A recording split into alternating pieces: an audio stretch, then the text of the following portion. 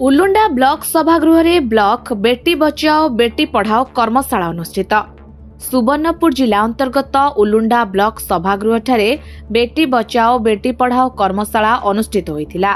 Ulunda CDPO Manorama मिश्रଙ୍କ अध्यक्षतारे आयोजित ଏହି कर्मशाला को उलुंडा बीडीओ चिन्मय महानंद मुख्य अतिथि भाव में जोग देइथिले।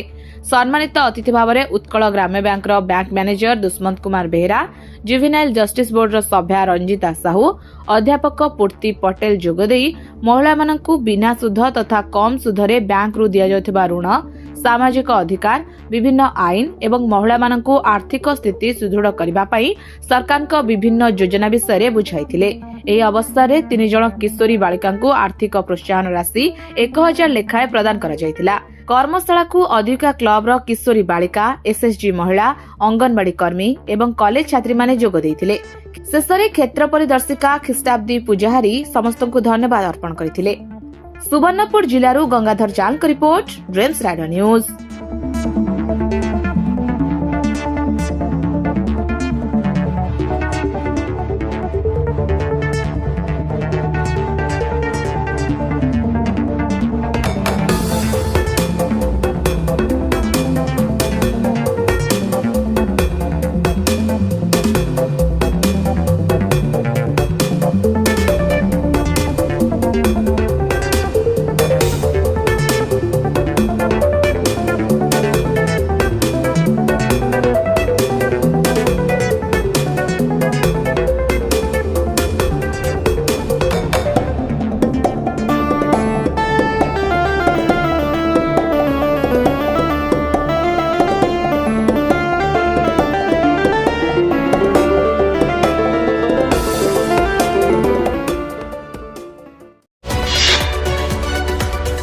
आम सह प्रतिदिन जोड़ी होई रहिबा पई आम चैनल को लाइक, शेयर, सब्सक्राइब एवं फॉलो करंतु।